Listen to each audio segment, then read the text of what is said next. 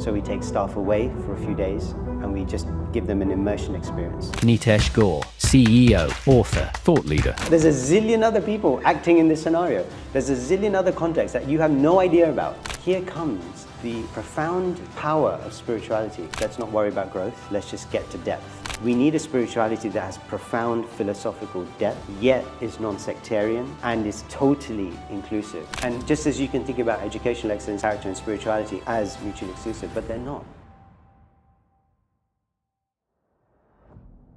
Thank you so much, Hamza. We really appreciate giving us the opportunity and the platform for a space like this. I think we can all agree it's nice when you get both sides of the world, those who've actually been able to achieve something and those who are aspiring to achieve something in the same space. And I think that's amazing about the One Club. I was once in that side where I was hearing from others and getting inspired. And you can get to feel like, oh man, is that a reality that I can be able to achieve? Will I be able to, get myself there? But you get a space like the One Club that kind of brings, you together with people who've been able to go through a similar journey.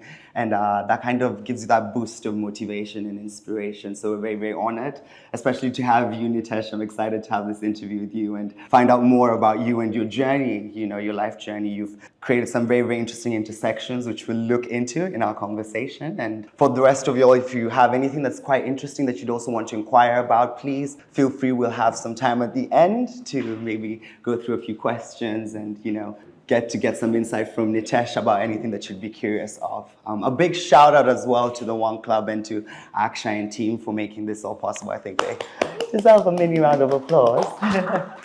All right, and with that, we will get started. Right. So, thank you. Nitesh, you're a busy man, doing a lot of different things, but, thanks so much for giving us your time and, helping us to elucidate on your journey. I'd want us to just crack on from the jump, tell us about everything from where you grew up and how your life was from when you were a little one to the corporate giant that you are today. Okay, cool. Well, firstly, really happy to be here and hopefully can just share some kind of reflections on this topic that's really important to me, which is around spirituality and spiritual insight. Mm-hmm. So, okay, if you want to start right from the beginning. Yeah, okay. yeah. So I was born in Mumbai, came here when I was less than a year old. So grew up in Northwest London. Most of my life, I did 3 years of high school in the US and then came back and finished my education here. So a lot of my time was in and around, London and Right. growing up here. And I guess many of those early experiences and memories and things that I picked up were, at the time you don't realize them. When you look back, you realize how life-defining they actually were. Mm-hmm. That took me to university and all the rest of it, all done in the UK. So not like you kind of travel around the world and all the rest of it, but pretty much based here. Nice. That's wonderful. And you did get some different experiences as well, I imagine, studying in America, coming from Mumbai. Very different. How was it for you, or what was it for you? What moment was it for you that when you reflect back, you saw was kind of like the initiating, factor to, making spirituality something that you're interested in? Yeah, I think there were a number of different points which kind of had a cumulative effect. But one of the experiences was a journey.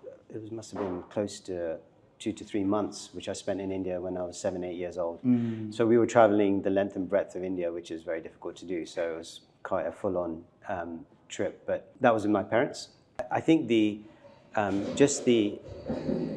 juxtaposition of what you experience in India compared to what I was used to here just really opened my eyes in terms of a very, very different approach to life. Mm. And in India, every street corner's got a temple. So when we were doing the tour for those few months, we visited many different places. And all of the stories and the kind of things that I learned about when I was younger kind of came to life in that real sense of color and vibrancy. So that definitely had an impact on me, just in terms of how a situation where these stories were, culturally embedded. Right. And the openness of that culture was starting to open my mind about the potentiality of spirituality when it's done when it's expressed in a way, I was 7, 8 years old, so I wasn't thinking in these terms. Right, But I could, you can sense the feeling, and the feeling was that there is a sense of real openness here.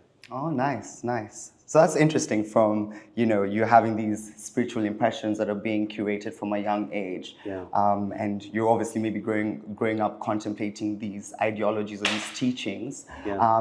But my question is then, how does that translate then to you, becoming the CEO who owns this amazing trust? How did that, how did those two worlds, merge? Yeah. Whilst many of those impressions, and this is true, I think, quite broadly of Hinduism, right. Is there's lots of color and plurality in there. There's a lot of confusion as well, just in terms of give me a straight answer. And that ambiguity is actually one of the tradition's kind of real strengths, that there is, and it's quite different to a Western approach where we think in quite clear, rigid, inflexible boxes, because that's, it comes from that philosophical basis out of Rome and Greece, just in terms of how the Western civilization is built up, whereas Eastern civilization comes at it from a pretty different perspective, right, where there are very few, if any, clear boundaries.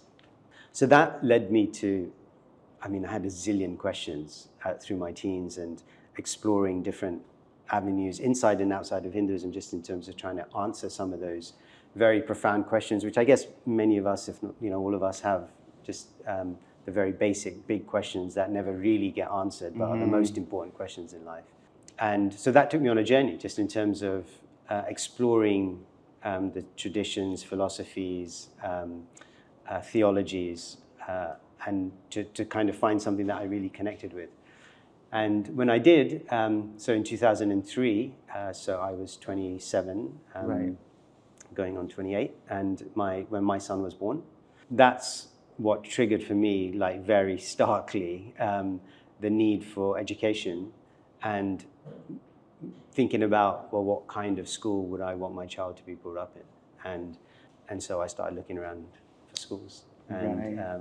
I didn't quite find one that I really, what I was looking for essentially was, obviously you want every parent wants that academic kind of foundation and excellence. We, in Avanti, we kind of came to it later, this 3 areas. There's the educational piece, there's the character formation, virtues piece, and then there's the spiritual insight. And I found that all the schools would claim to do the educational piece, because that's what schools are about, predominantly. Right. Many schools would claim to do the character formation piece, though not all. Very few would claim to do the spiritual insight piece, especially outside of a religious school, faith school context. Right. So that's essentially where the impetus came from for Avanti, well, what became Avanti. Nice. And Avanti has since grown. I imagine you've got how many schools now? So we have 12 schools. 12 schools. Yeah, all so right. 12 schools. Of those 12 schools, 7 are faith schools and 5 are community schools. Right. But they all share the same ethos. So they all share these 3 areas of education, character, and spirituality. So we're used to seeing spirituality in a faith school context, though not necessarily a very inclusive, broad spectrum spirituality. Generally, it's kind of ring-fenced to a designated faith or religion or religious institution, in fact, versus kind of an open approach to spirituality. And then that's where the community schools really do come into their own. And I feel is a real unique contribution of Avanti to the education system around how can we be spiritual in a secular, well, secular is the wrong word actually, but in a non-denominational context. Right, right. Yeah, because you do get a lot of people who, the word spirituality, they kind of veer away from it because there's this whole mood of oh, no, it's coming from a particular religion or a particular group, and we kind of make you feel like, okay, I'm probably not part of it. Yeah, so kind of opening those doors is something inspiring, considering you hear the word spirituality everywhere. Absolutely. And marrying it with education is quite interesting as well. Yeah, we think about the kids and the youth and say, oh, no, we'll wait for them to grow up. But not many people are looking at them from their youth and kind of journeying them through that, you know? So that's really, really inspiring. Well, I think if you catch that energy young, it's like anything, you learn to play an instrument when you're young, you learn to learn a language when you're young. Those things which you're so, and children have a natural leaning towards these things. We you know, within our social and educational constructs, we sometimes drill it out of them. Right.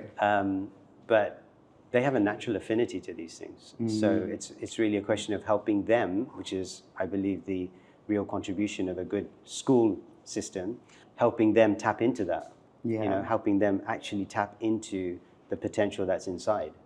And in your experience of this, do you think, or you know, when you see some of these children who've kind of gone through the academic system under, you know, your trust and your schools, have you seen a significant change in, you know, the kind of person that's coming out of this situation? Yeah, I mean, so you can think about it in different. So if you're thinking about it from a purely lab perspective, like statistical, right? It's hard to do because, you know, normally, like, where's the control group? But what we can say, and this is what we've done a bit of work on, is those children, my son being, so when we first started in 2008, that was our first school, and we couldn't fill a class. So there's only 22 children of a 30 space class in that first school, and my son, my oldest, was part of that group. So there's only 22, and that class graduated a couple of years ago. By the time we were 2 or 3 years in, the class that we couldn't fill with 22 kids had a waiting list of like 200. Wow. So, and even now we have a lot of people who want to get in. So we could see that it was doing something because parents were seeing the impact. There was an impact the educational standards were fantastic, but we were getting lots of positive feedback around character development and around actually spiritual insight. Like, how are they engaging with spiritual insight? What is their experience of that? And what was really interesting was when we did the video of that first cohort, so we interviewed all of these kids who had gone through our system from age 4 to age 18. So they graduated A-levels, going into university. And we were asking them all about, what was it that Avanti gave you? What was it that you feel that Avanti provided you as? And it was interesting because they were, you know, they did well, but they weren't really focused on, it got me into Oxford or it got me into Russell Group or whatever it did. Their whole focus was on, it really provided me that foundational basis around who am I? Like, what are my own values? What do I believe in? And how am I able to express that in the world? The value of spirituality in their life. So these were all very, like, it was music to my ears, just because it was like, that's why we created the trust, because, you know, that was what we always felt would be our unique contribution. Wonderful, wonderful. And like, I can imagine, you know, I'd love to meet some of these children as well. It's going to be interesting because for many of us, including myself, spirituality is something that I was maybe forced to have to think about later on in my life after certain life circumstances. Right. But yeah, so it would be interesting to see those who even before they're kind of pushed by the world to think about something deeper, something more significant, they're already being raised with that kind of a foundation. Yeah. You know, that's amazing. You know, in our audience, in our group, we've got different creatives, entrepreneurs, people in the business space. Yeah. And so a question that maybe might be relatable to them based on your journey is, how were you able to, you know, the corporate side or the business side of things is quite rigid, it's quite like, you know, strict, and you're a spiritual person who's maybe like, you know, seeing the world from a whole different light. So, you know, if I look at the two, I feel like they just blending together is quite difficult. So how are you able to maneuver, you know, being stern in like a business corporate space and, you know, making that a success, and at the same time holding on to your spiritual values and your ideals in that sense? I feel that we all negotiate that every day. Like, we all negotiate the left hemisphere, right hemisphere thing every day, right? So I think where it becomes, where we're not conscious of that, where we're not conscious of the balance, that there are these two different perspectives, what happens is there's a famous book called The Master and Emissary by Ian McGilchrist, who talks about this. He's one of the world experts on how the brain functions and the two hemispheres. And one of the interesting points he makes, and that's why he calls the book Master and the Emissary, is that if you let the left brain just go, it will take over the right brain. It will just dictate. And that's where I think it's important to have the balance. And often in society, and one of the main arguments he's making is that we've created a society where it's so left brain dominant that it ignores that whole right brain aspect of seeing the whole and cohesion and bringing things together, and as opposed to the what it thinks is purely rational, but actually is not. It's just simplistic, and just get something done in a straight line. And I think that reductive approach has dominated not just education, but it's dominated society, and that's to our detriment, because we have two hemispheres for a reason, right? We're just not using one of them. So I think it's about being conscious. I think it's about making a conscious endeavor, because that's what it requires. That actually we do need to see these things from different perspectives. And there's not necessarily a right or wrong. It doesn't always have to be mutually exclusive. And this goes back to the point I was saying about like how we like these rigid, segregated boxes so that we can feel secure in knowing the truth or having, assurance around something. But it doesn't have to be that way. Like you can have both, So somebody said to me once, it doesn't have to be, I don't have to choose between strawberries and cream. I can have strawberries and cream. It's a very simple. But we force ourselves down a certain path, which is just unhealthy. Yeah, I know for sure. I mean, I've heard a talk you did before, and you said something to the same effect. You're like, it doesn't always have to be this or this. It can also be this and this. Yeah, exactly. And you can have all these different, spaces in the same space and be able to hold all of them together. And, it kind of creates like a utopia, where everyone can kind of live together and, all have like different views, but be able to marry them together. Is that something that you think really can exist in a world that we live in today? Yeah. Well, I don't, and that's why I was going to ask you about why you say the word utopia, because, I think it's more about how do we live authentically, and that's why I think the education system is so valuable, because a lot of people speak about living authentically as adults, but sometimes we use these words like catchphrases. Like we say the word authentic, and we have no idea what that means. We have no idea it's easy for me to say, like, okay, we should all live authentically. How exactly do you empower somebody to do that? So, the way I engage with this conversation when I'm doing staff training and teacher training is that there's a catchphrase in education. It's unlimited potential. Children have unlimited potential, right? You'd all agree with that? Yeah. Children have unlimited potential? What do you mean by that? Like, what exactly do you mean by that? Because if you're talking about unlimited potential, like, do they have the potential to jump out the window and fly? Obviously not. That's not what we mean. So what exactly is unlimited about their potential? So as long as, and this is just one example to give you an idea of why I think it's practical for society. Not just practical, it's essential for society. Because if we don't go there, we will continue seeing the direction that we're seeing, which is a reductive, materialistic approach to life, which is bad for everybody. It's bad for your mental health, it's bad for your physical health, it's bad for there's nothing good about it.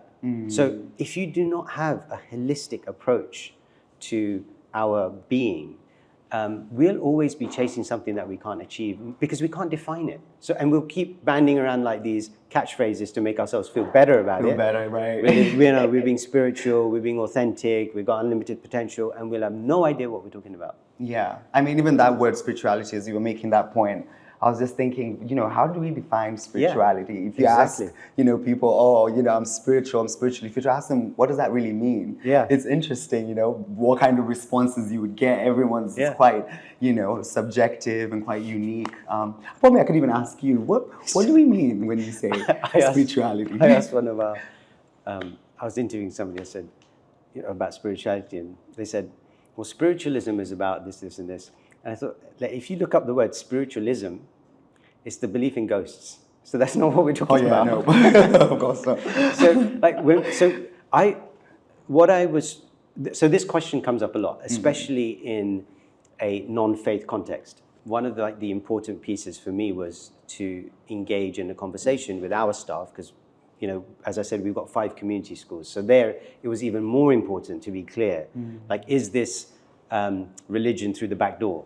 Right. So, like, if you've got community schools, it's religion through the back door. What do you mean by spirituality? Became a really important question for staff, for parents and obviously for the kids. So we break it down into 4 areas. I'm not saying this is definitive in any way, but it's the framework we use, and we found it really practical and helpful. So the first one is around identity. And the idea is that, look, we all have multiple layers of identity. We all have different layers of identity in different contexts. So work, family, et cetera, et cetera. You could designate identity according to body, genetics, gender, list goes on and on, right? So the idea of spirituality is when you peel back all of the superficial layers of identity and try to arrive at a place where you can speak about identity that will not change. Your identity at its most fundamental and essential level, that's a spiritual process. It's a spiritual process to peel back layers of superficial identity to get to essence. So that's one big area around identity. And it's, it's a very profound thing, right? It can be a lifetime's work just to piece that together. But you can imagine, just to give you a sense of this very briefly, you can imagine the potency of that practice. So for a child who grows up understanding their identity at an essential level as opposed to a superficial level, what does that do for their sense of self-worth? What does that do for their ability to engage with knocks as they're growing through life? What does it do to their resilience and all of that stuff? Massive, right? In terms of their own emotional mental well-being. So that's one point. Second point is around the idea of consciousness. We all experience fluctuating different levels of consciousness through our day, through our weeks, through our years, whatever it is. We experience the ups and downs of life. So the second essential piece of spirituality is to say, what is it that helps you raise your consciousness, your state of consciousness that you can experience? It's not something I'm telling you, that you can experience and keeps it there. Right. So that's a practice that happens over time. Again, you can see if a child is doing this from age 4, is able to understand what it is that works for them and can practice raising it over time. I mean, we would all love to be able to do that, right? As adults, we would love to be able to do that. So and that's not the same for everyone, but being able to experiment with that and engage with that is an important piece of spirituality. So that's the second one. Third one is around what we call buffering materialism. So there is a social kind of drive towards materialistic thought, driven by the left brain. Right. And the idea is I'm not just talking about consumerism and social media and all of those things, but also just a philosophical underpinning of society that is reductive at its fundamental. So we believe that we will get to truth by just breaking things down to their most minute, and that will give us truth. That kind of approach. Yeah. And materialism is that direction. The idea that you can get and be all of the things that you want to be by acquisition and all of those types of things. So buffering materialism is about what are the tools, what are the skills that we can train ourselves in to prevent us being driven by those habits and conditioning and social pressures. Yeah. That we can just actually say, it's okay to say no. I'm okay.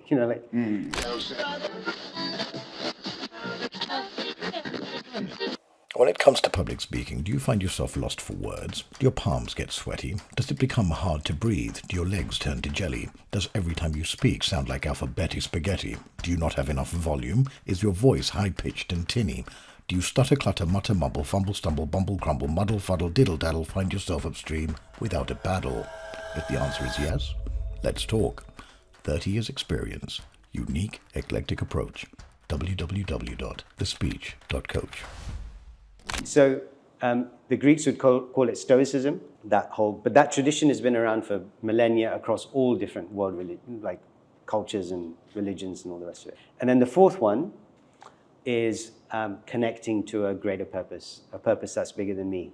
Right. So when we think about a selfish person, obviously the person is selfish, i.e. they're concerned about themselves, and then that grows a bit to their immediate family, a bit more to their friends. And then if you start increasing those concentric circles around your domain of concern, then you start that again is a spiritual process. So all of these things are spiritual processes. You can see, and I've done this with students, teachers, inside and outside of Avanti, none of those things are religiously designated. None of those things are within the domain of that doesn't work for me because I don't follow a particular faith. Right. From one perspective, I don't really care what faith you follow. It's got nothing to do with the conversation. Right. What the conversation is, where are you at in these areas that underpin this notion of spirituality? And I like that. And especially what you've just mentioned about having a greater purpose beyond ourselves. Would you reckon that your success has been influenced by, you entered an angle of education which is trying to, change the collective consciousness of society. So would that be the reason that maybe, or what catapulted you to your success in having all of this possible in that sense? Yeah, I mean, I'm a little uncomfortable just with this whole notion of success, just because, like, who defines what that means? But I know what you mean. But just to put it out there, like, I don't see it that way. But I do understand the question.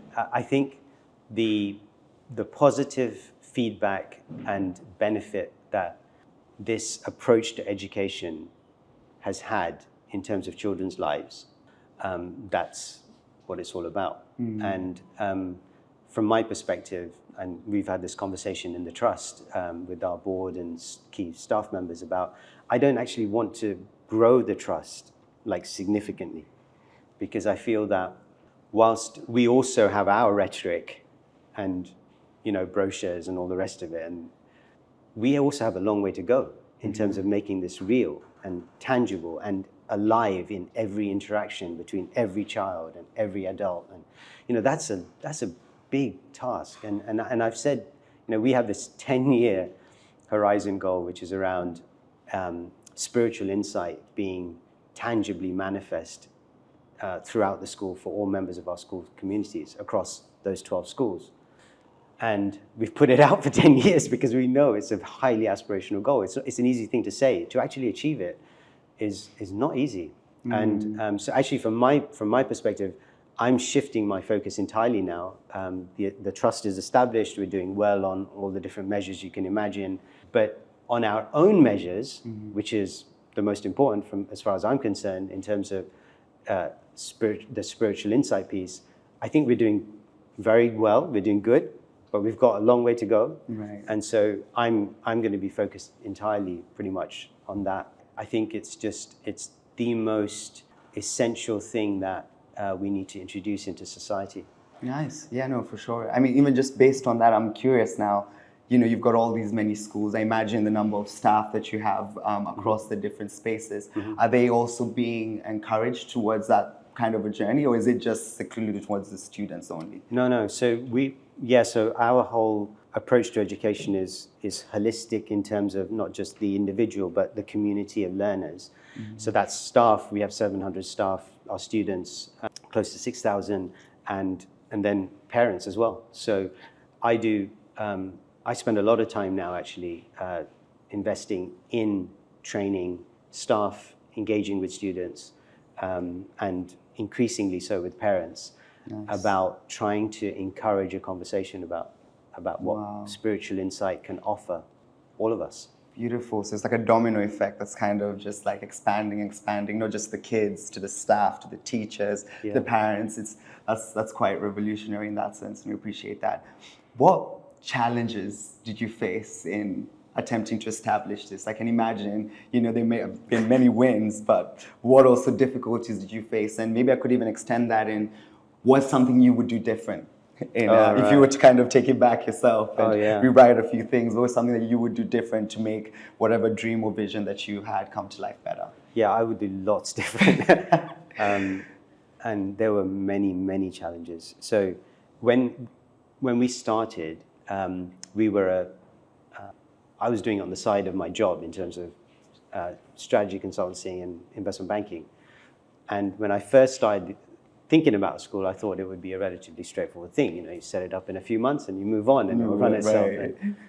And, it's not how it works. So we were running it essentially like a volunteer organization. And until 2012, when we opened our fourth school. And at that point, it just became very obvious that we needed to professionalize the trust because there was too many levels of risk involved without doing that. And by that time, I'd done a bunch of different types of work and worked in different industries. And so that period of time And that's when I transitioned into the CEO role. Mainly because I didn't want anyone. I wanted to do that job, even though I did just over those 4 years, I'd enjoyed education so much more than anything else I'd done. Just found it so rewarding. So those aspects of it were fantastic.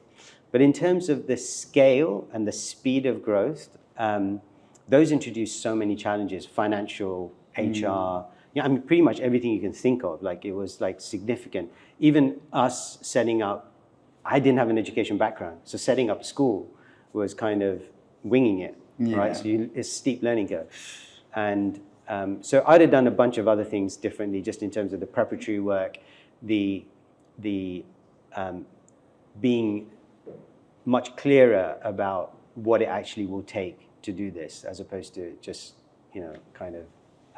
But then again, had I done that, maybe I wouldn't have. Yeah, maybe exactly. Now imagine So, the spontaneity of it all, the sporadicity of it. I think that's true of a lot of. I've been involved in a few different kind of entrepreneurial things. I think that's true of entrepreneurship. Like, if you're not fixed on the goal, like if all you see is the obstacles in between you and the goal, I mean, you may never start that journey, right? Right. So, like, sometimes it is just, you just have to take a leap of faith, and things things open up. Yeah. But yeah, I would have introduced, placed a lot more emphasis in the early days around staff training, done a lot more just in terms of the curriculum development earlier on, as opposed to, like, we're still playing a bit of catch up in the unique areas of curriculum. So our personal development curriculum, our philosophy, religion, ethics curriculum, yoga, meditation curriculum, all these areas which are Avanti specific areas of curriculum. That has taken time to develop, and even explaining it to the government. So the government, when we were talking to the Department for Education, they just didn't get us.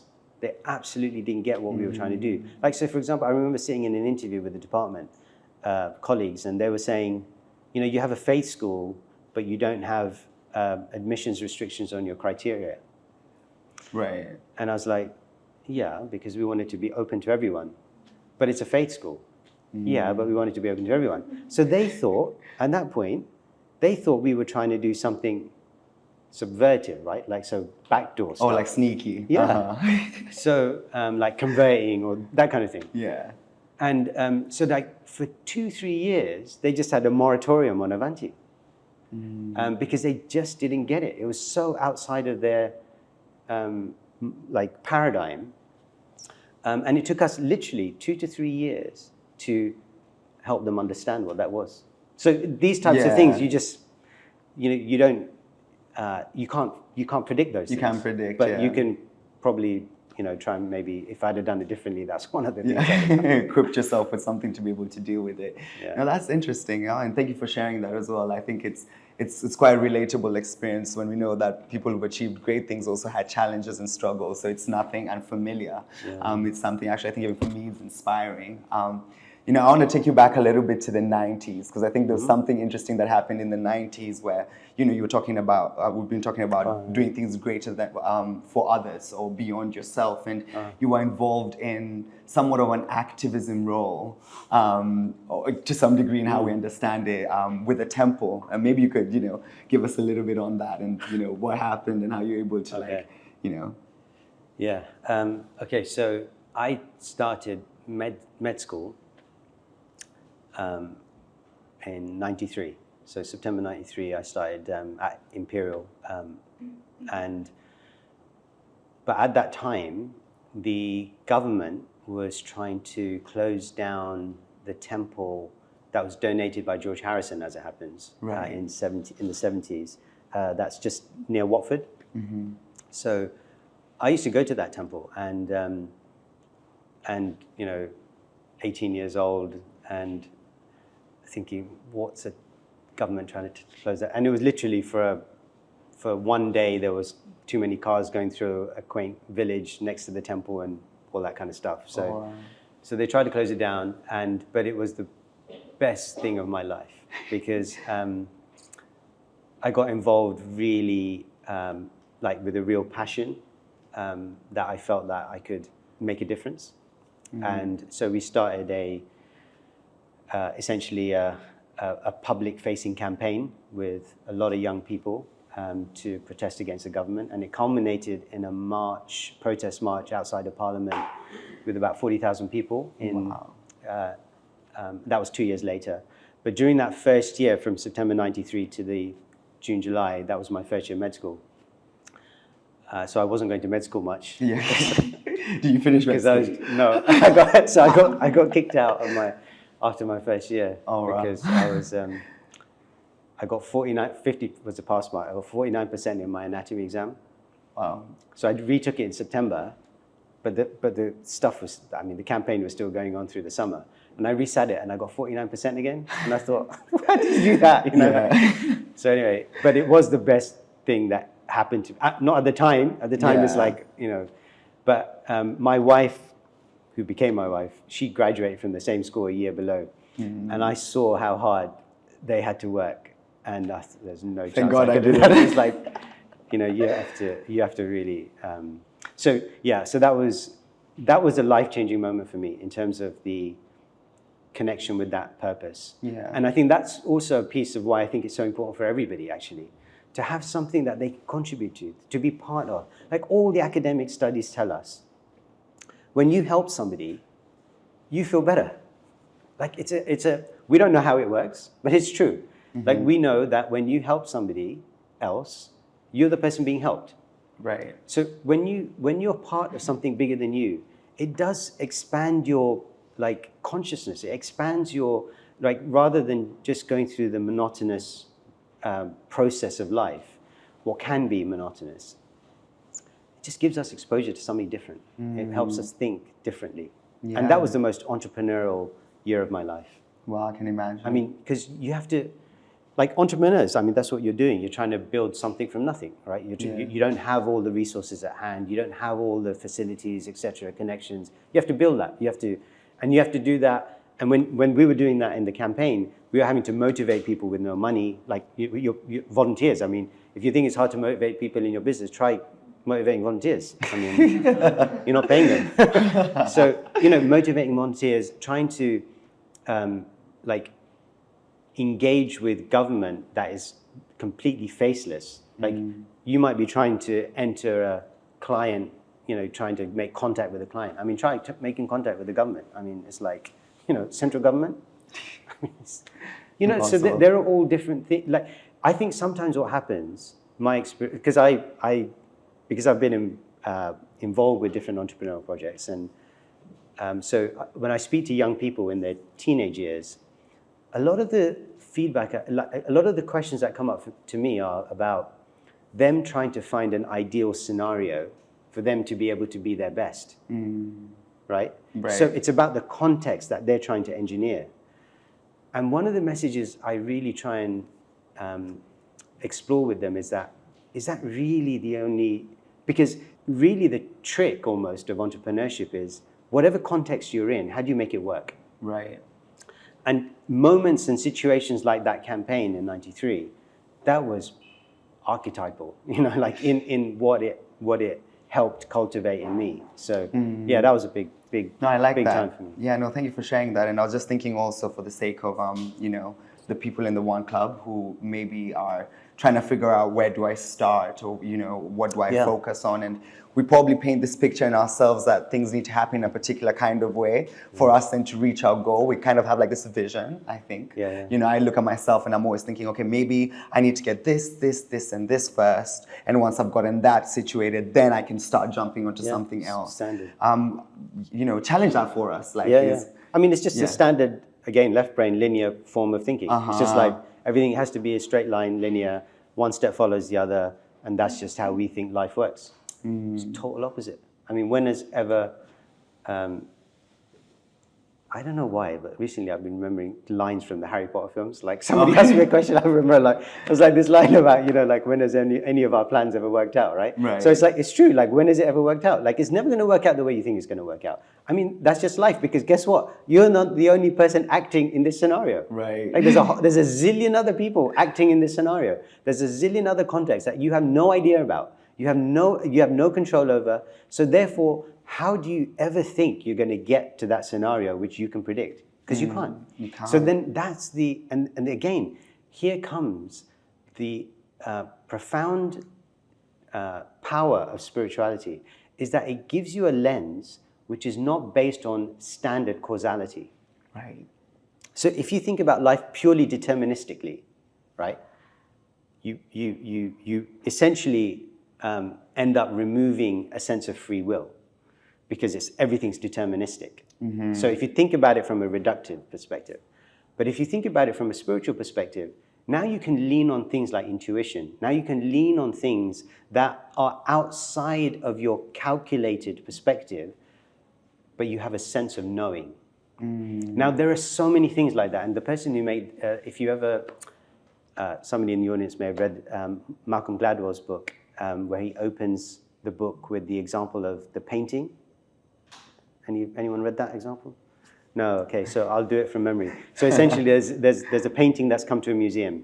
Right. Everyone's trying to analyze the painting and they're kind of saying, you know, they do every single test, like all the experts, all the rest of it. So they're trying to find it and they cannot tell that, so they think it's authentic. And then they bring somebody else in and they think, I'm completely butchering this story. Please read it So in its original. From Gladwell, because he tells you he's a great storyteller. But they bring in another person, and instantly there's something in them. They don't know what it is. There's some instinct in them that tells them this is a fake. Mm. And the question was, how did they know? And the truth is that we all we have a sense. If we allow our right brain to work, if you tell our left brain to just calm down, we have a sense, and that sense is, and it ended up being because it's around, you know, in that particular example. Actually, I won't tell you. Go and read it. How did they find out? So this example was around this idea that if we can learn to tap into that potential that's within us, we're not constantly driven by our context. Right. The context doesn't always have to be as per our design or desire. We can deal with things as we find it and make the most of it. Yeah. I mean, you know, you talk about, you know, telling the left brain to kind of just like take a step back a little bit. I mean, how can I practically do that? Like, what are some things maybe that you can suggest from your experience that allow you to, you know, maybe allow for the other side, the felt space, you could say the heart space, the intuition, to allow that to also thrive while simultaneously being thrown with these almost, you know, you could say fake factual scenarios. Yeah. How do you kind of like deal with that? What's one thing you can, a few things? I think different people connect with different things, obviously. Right. So I connect with philosophy very strongly.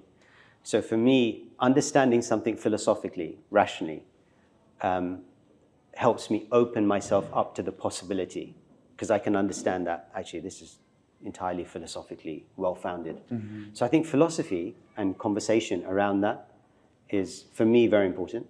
I think there's an important piece around practice. So for me, meditation is a practice. I think it helps me, trains one to be able to do that.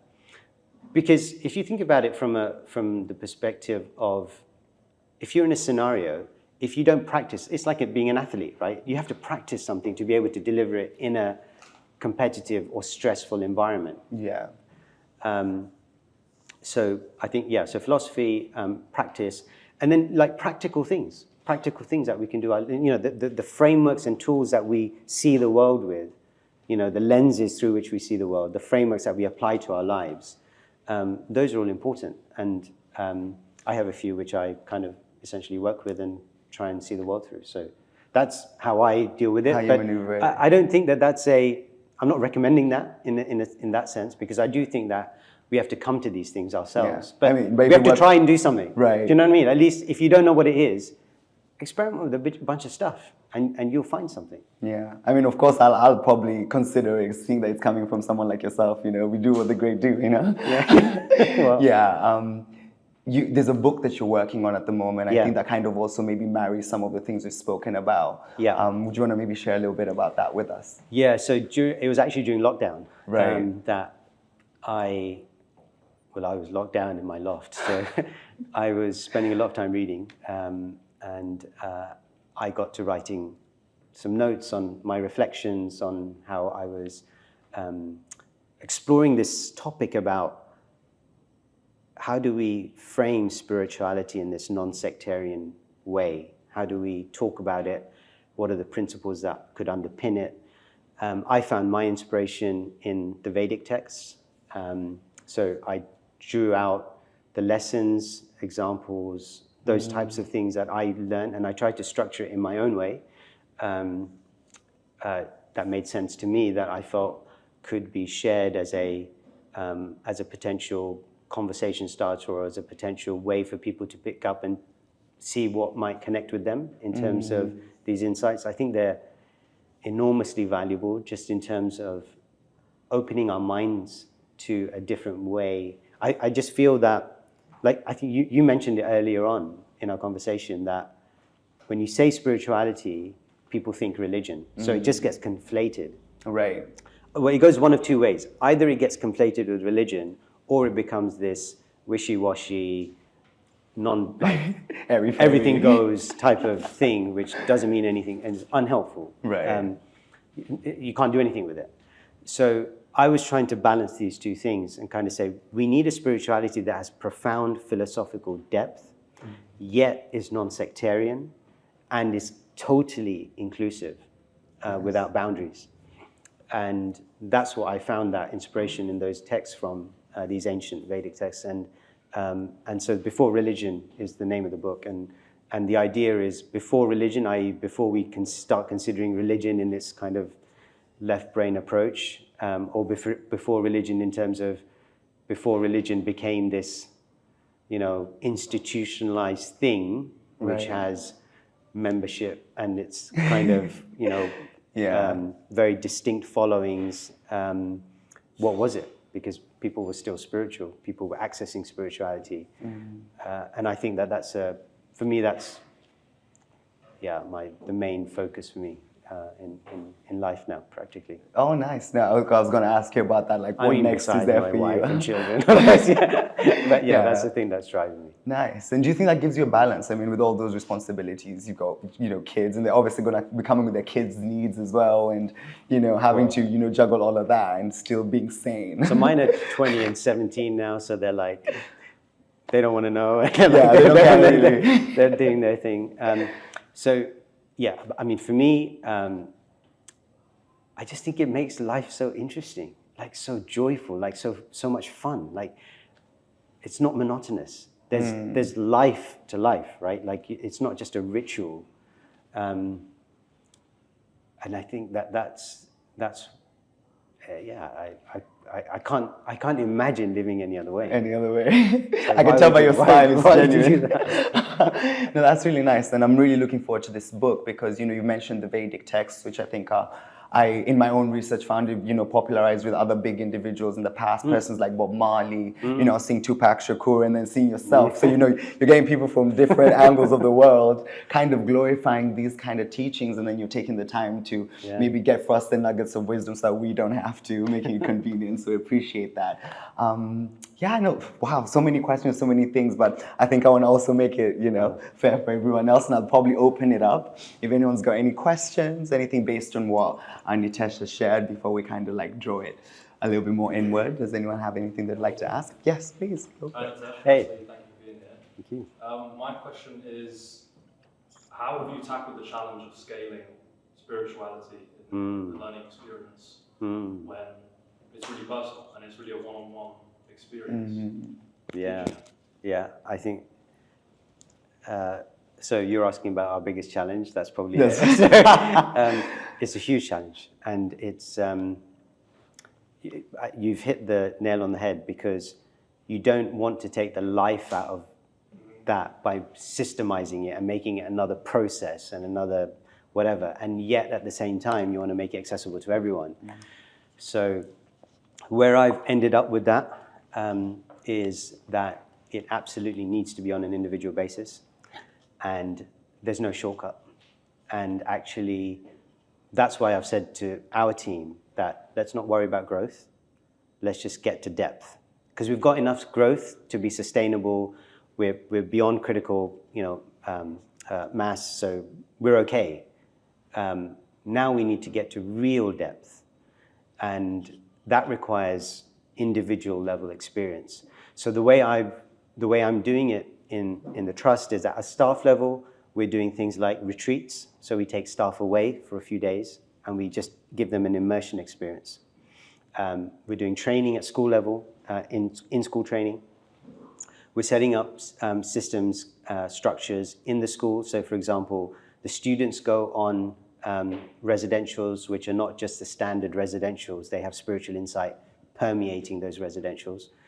We're setting up discussion groups for staff and for students. So it's small group discussions, groups of 5, 6, 7, like that, with spiritual insight prompts for them to, and in kind of engaging them in that process of how do you have these conversations.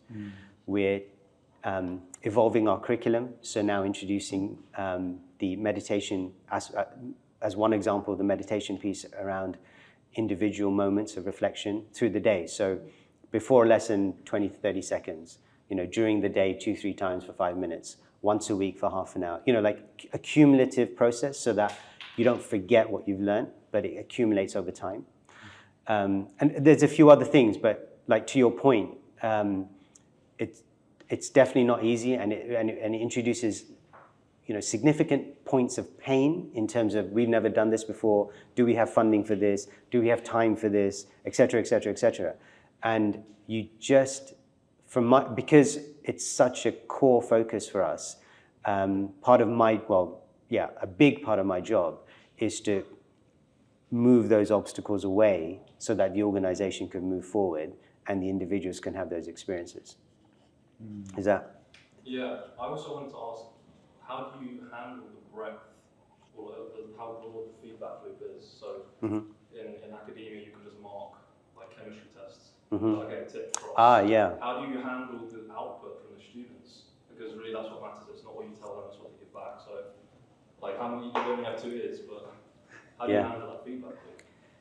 Yeah, again, brilliant question. So we have, I previously used to do quality assurance visits, and those quality assurance visits were framed, not just myself, but other consultants we use, were framed in Ofsted terms, right? So Ofsted criteria. So we still do those quality assurance visits, but I don't do them. So my visits are entirely focused on quality assurance around what we call the Avanti way, which is these domains, including these domains of spiritual insight. So I will go into every class and see what's going on, see the interactions between teachers and students, to see what students are talking about. I will speak to focus groups of students to get a sense of what's happening. I'll look through their reflection journals, their work, to see how are they reflecting on the prompts that we're providing them. If we provide, for example, a session on spiritual insight around let's say identity. What and how are the students writing about their experience of that? So I can see from the student's perspective what their learning has been.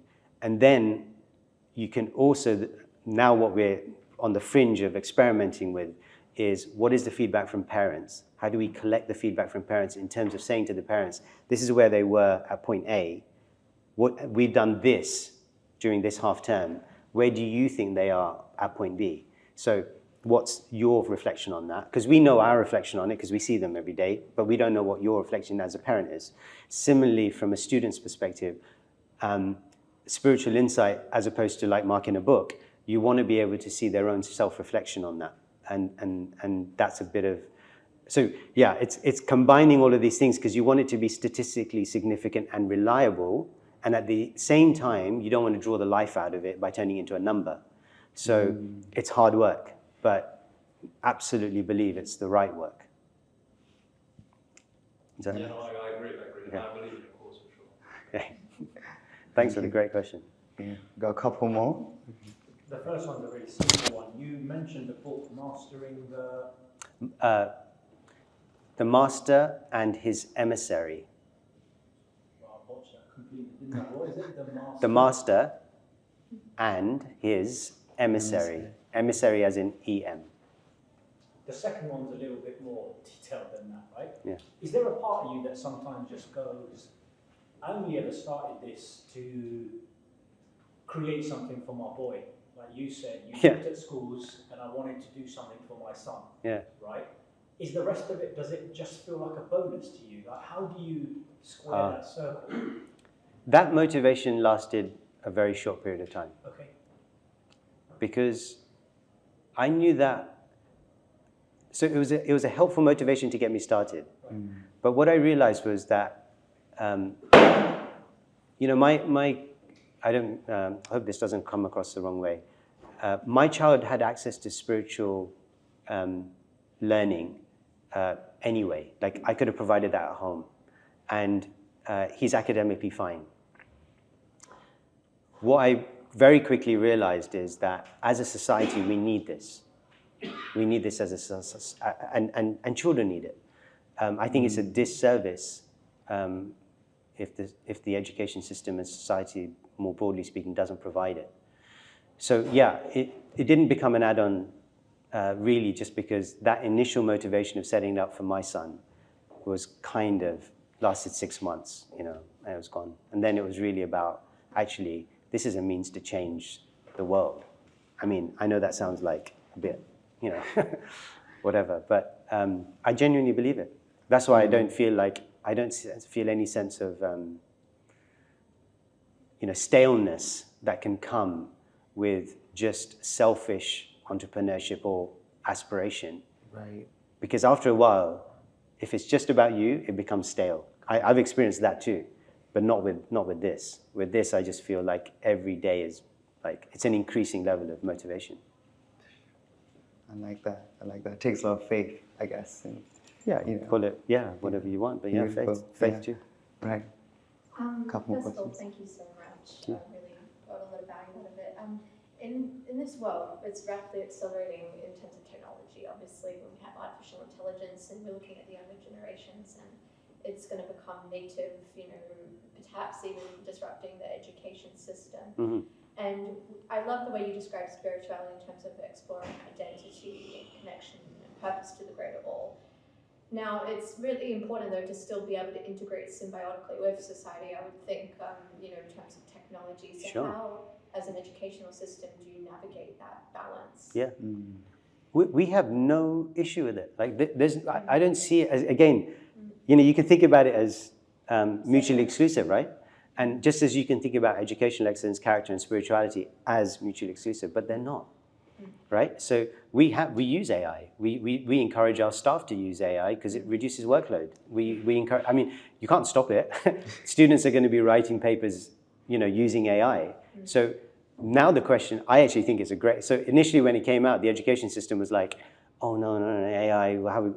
I mean, I think it's the biggest benefit for us. Well, could potentially be a huge benefit, because what it will force the education system to do is, what exactly are you testing here? Right?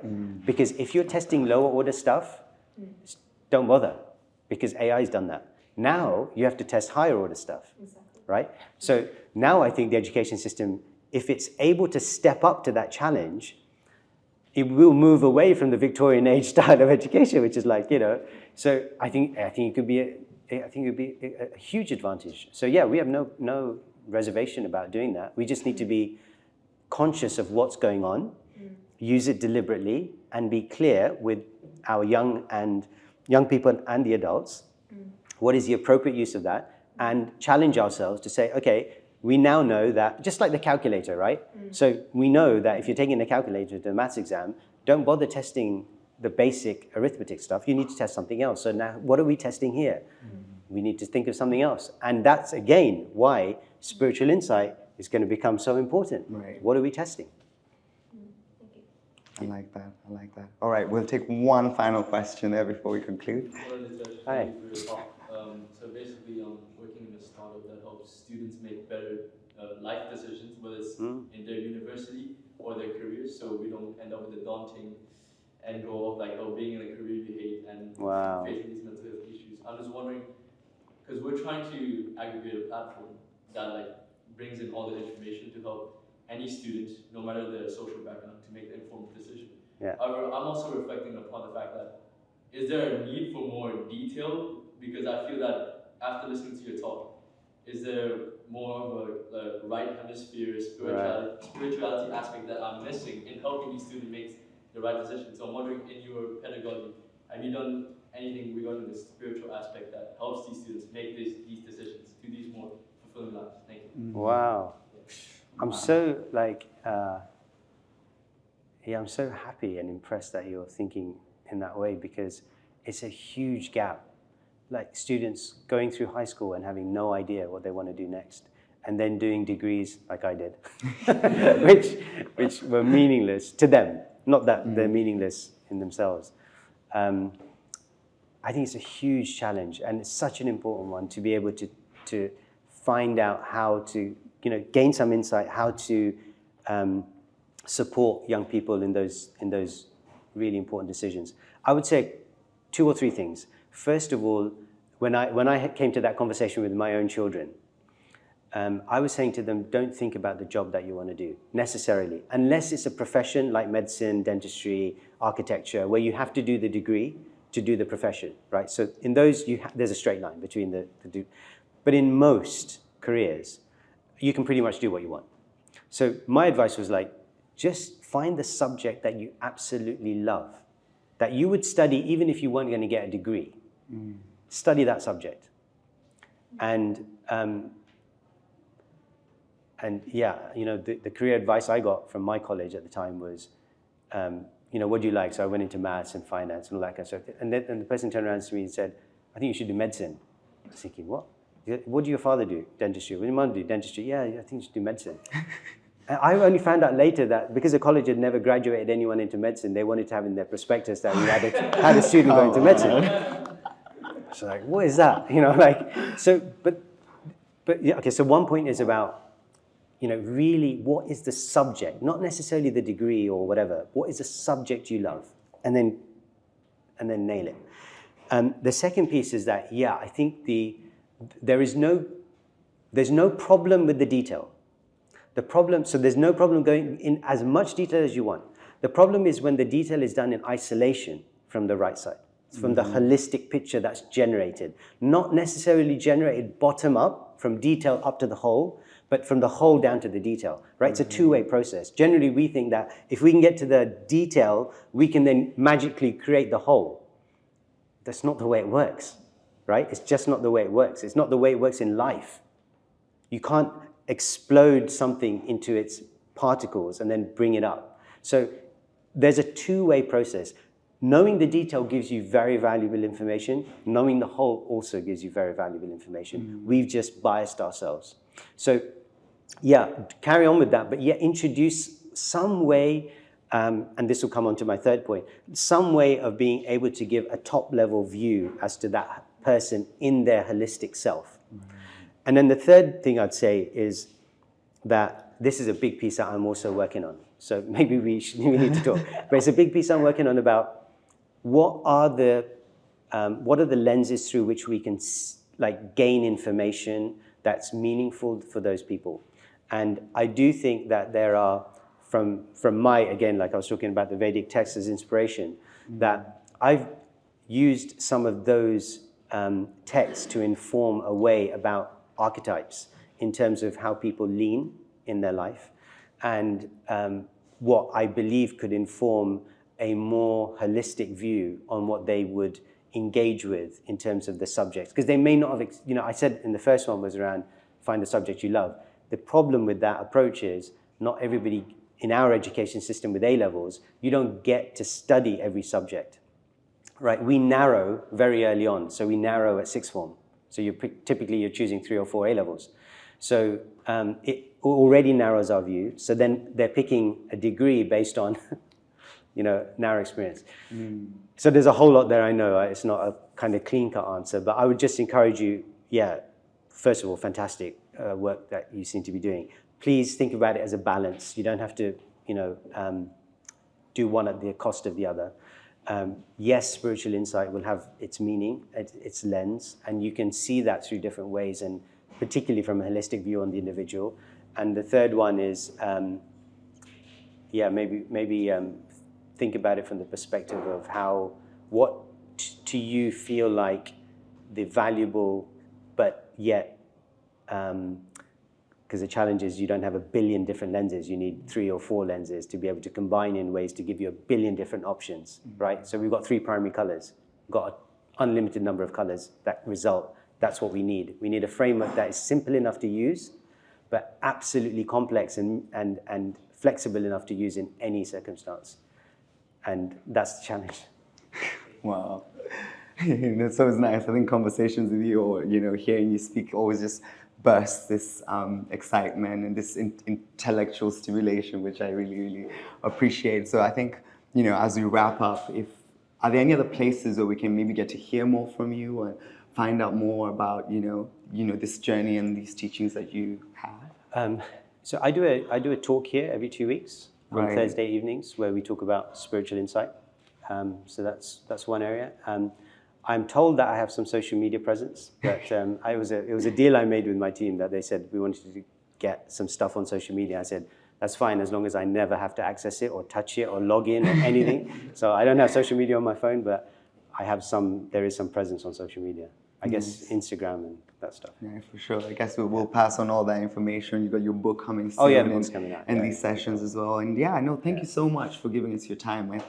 I'm sure if I speak for all of us, we probably got in a few nuggets of wisdom that we can kind of take advantage of. I know for me personally, you said something that I'll never forget. You said, don't just focus on growth, but focus on depth. And, forcing myself, and I'll always, I think about that, not just focusing on results, but actually having the depth within what I'm trying to work on, and maybe that can bring the results. So that's something I took home. I'm sure we all took a lot more from that. Hopefully we'll get to have a few more minutes with you if anyone else wants to have a one-on-one. Pleasure. Thank you so much. It's great to be here. Thank you. Thank you.